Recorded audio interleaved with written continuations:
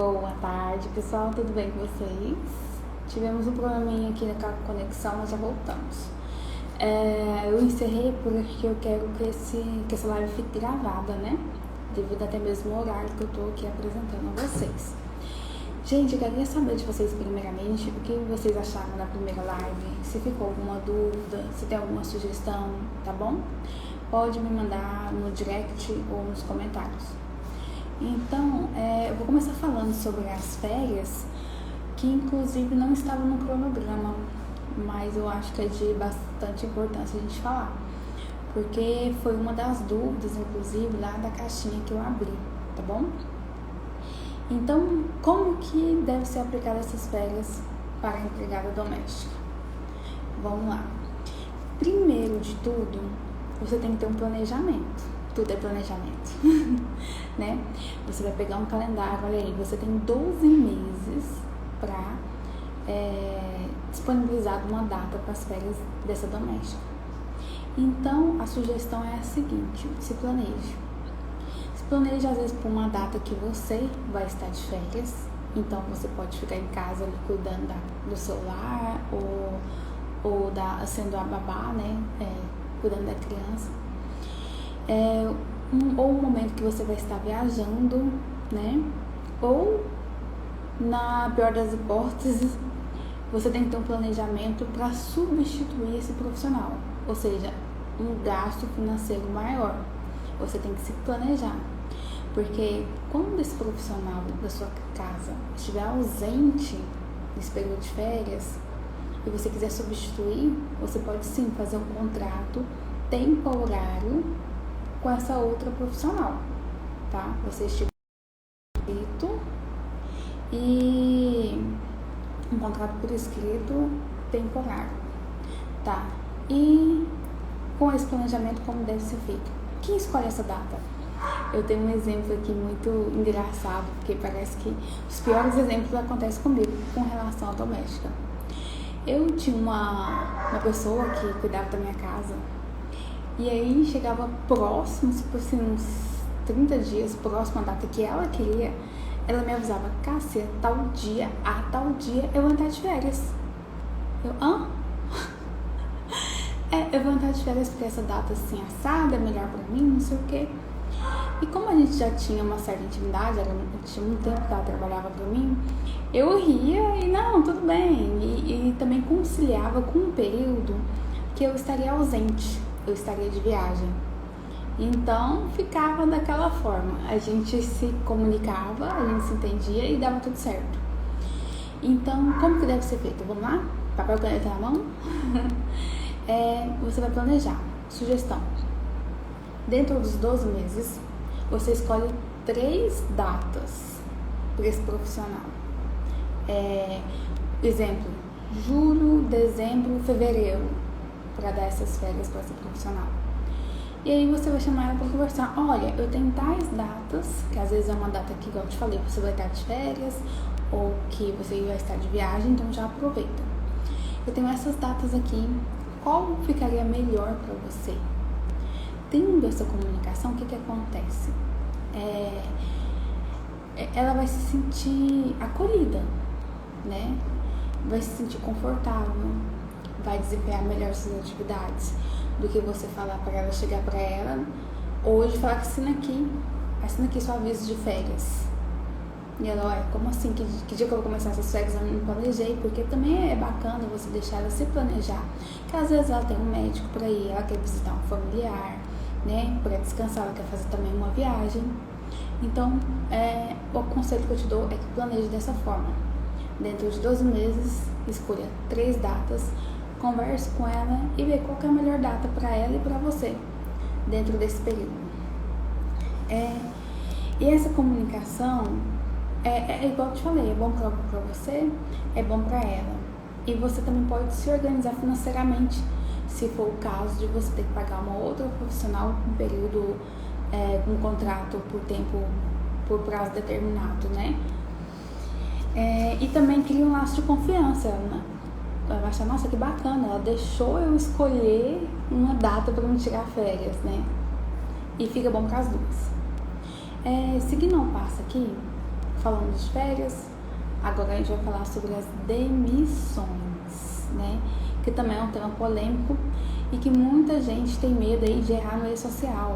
Gente, o rede social, vocês podem confiar, me enviaram muitas perguntas de rede social na caixinha.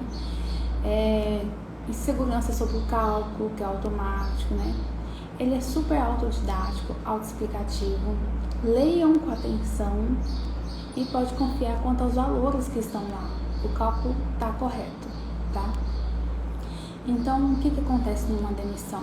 Como fazer essa demissão?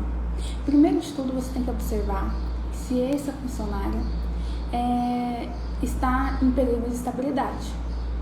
Você vai ter que observar se ela está gestante, se ela sofreu um acidente de trabalho, se ela está doente, cumprindo atestado médico. Porque se ela estiver em período de estabilidade, você não vai poder demitir. Salvo, dica de ouro, tem uma exceção.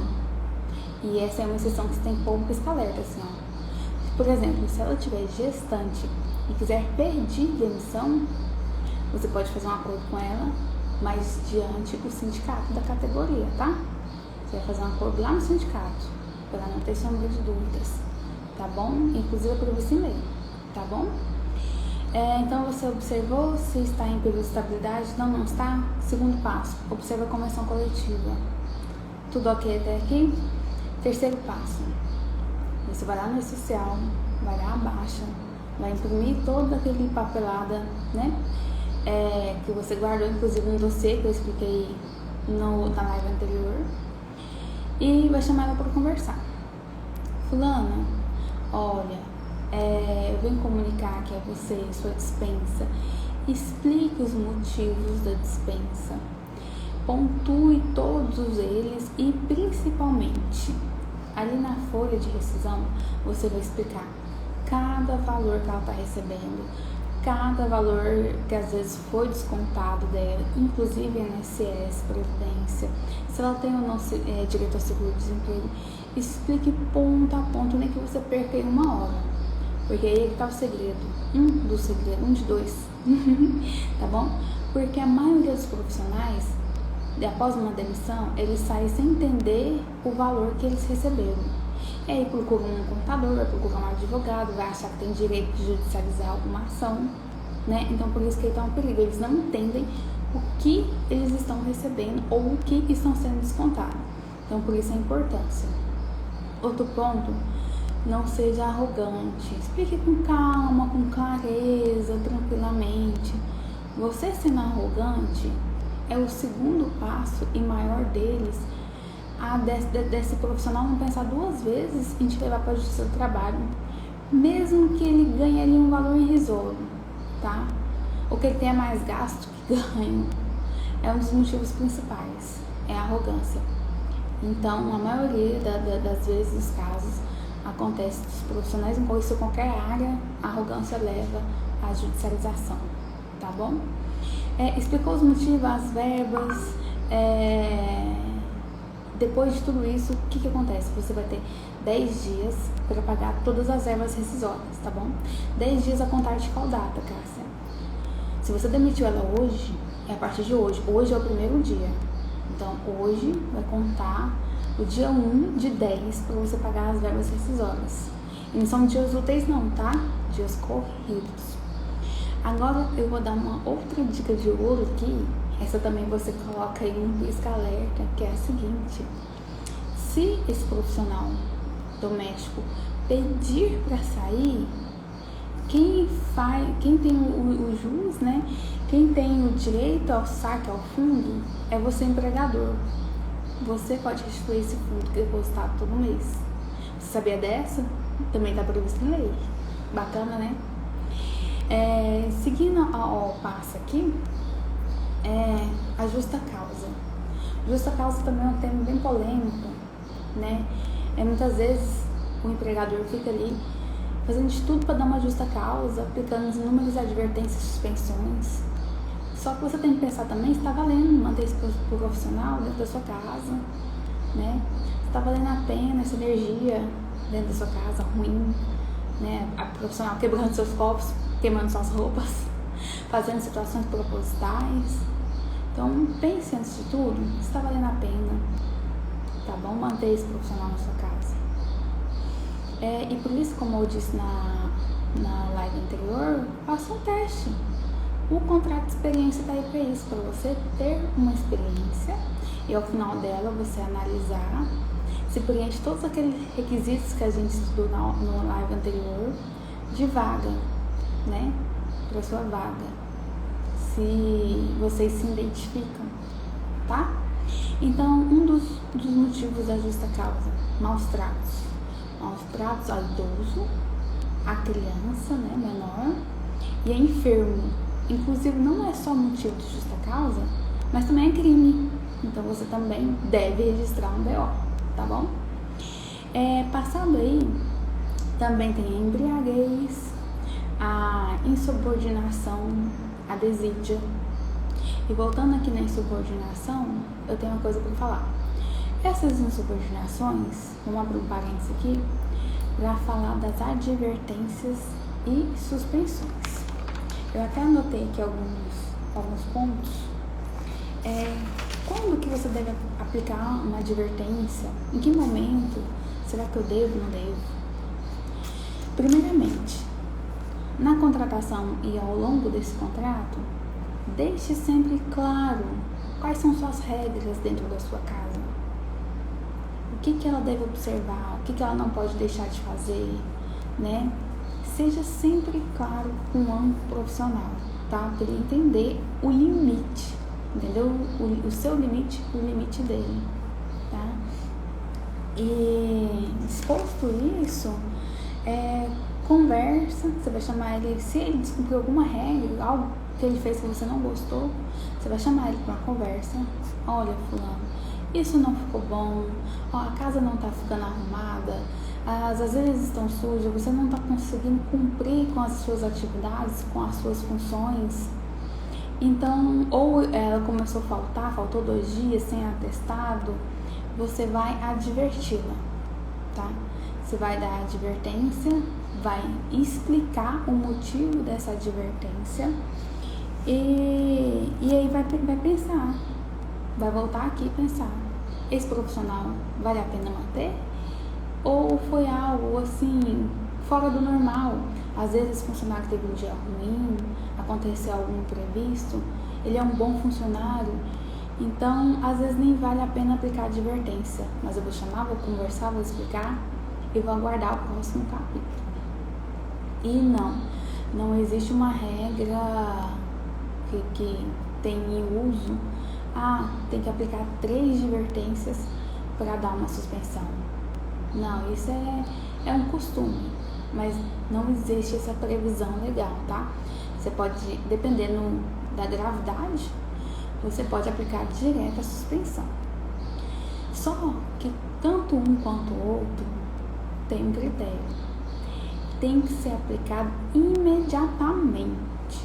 Assim que acontece a falta desse empregado, você tem que aplicar, tá? Imediatamente. E que seja por escrito. Igual eu te falei, por escrito você tá ali fazendo provas, né? E você vai montando o seu dossiê. Igual eu expliquei na live anterior. Se você não assistiu, corre lá e assiste que tá gravado.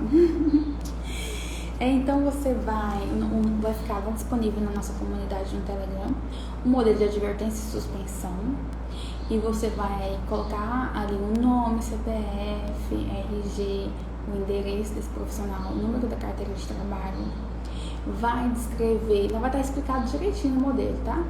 Vai escrever o motivo dessa advertência e vai pedir para ele assinar, tá bom? Agora, se ele não quiser assinar, vale a pena manter? Você tem que analisar também o seguinte, por exemplo, igual eu estava falando, às vezes é um profissional, então vale a pena você advertir e ir observando. Agora, se ele já vem com atitudes de desídia, por exemplo, então eu acho que não vale a pena nem você advertir. Já vale a pena você rescindir o contrato. Vamos lá para a suspensão? A suspensão também tem que ser aplicada imediatamente. Eu tive uma funcionária, que eu até comentei também com vocês, que ela faltava muito. E eu aplicava advertência, eu conversava, eu comecei a dar suspensão. Cara, não é possível, né? Descontando do salário dela, ela não vai conseguir enxergar. E nisso eu já estava avaliando se eu ia manter ou não. Era a minha última chance com ela. Então, a suspensão é uma tentativa de fazer o funcionário mudar. Mais uma tentativa, mais uma chance, né? E a suspensão é descontada do salário dele. Então, acontecido o ato gravoso, né, faltoso, você vai chamar esse profissional, conversar, explicar igual a advertência, tá? E vai falar, olha, acho melhor você ir pra casa, vou deixar você ir pra casa, pensar no que você fez ou no que você não fez, né, deixou de fazer, avaliar, eu vou avaliar se a gente vai permanecer com esse contrato, se vai valer a pena, e você pensa também. Pensa se você pode mudar e etc. Tá bom? E aí você vai dar uma suspensão aí, vamos supor, de 3 dias. Eu já dei suspensão de 5 dias. Eu já não tava tão puta com essa funcionária que eu suspendi ela uma semana. Uma semana. Falei, olha, vai e pensa direitinho. E deixa eu pensar aqui também. E aí você tem que estabelecer esse limite consigo mesmo. Depois que você dá essa suspensão, você vai pensar, cara, vale a pena manter esse funcionário? Tá me dando tanta dor de cabeça, ele já vem com algumas atitudes que eu não tô gostando, né? E aí você mesmo que vai ter que avaliar. Não sou eu, não é ninguém, é você que vai ter que avaliar. Então é isso. Sobre suspensão e advertência, a diferença é que a suspensão vai descontar no salário, né? E a suspensão você deve aplicar quando há uma falta muito grave, algo muito assim, gravoso mesmo. E a advertência é algo mais ameno. Nossa, ela faltou um dia, eu já avisei para ela não faltar, que eu preciso que ela venha, babá venha pra mim ir trabalhar. Eu ligo, ela não atende, ela não justifica a sua falta. Olha, eu vou te dar uma advertência por isso, aquilo outro. Eu já tinha comunicado com você que você não pode faltar, por isso, aquilo outro, eu vou te advertir.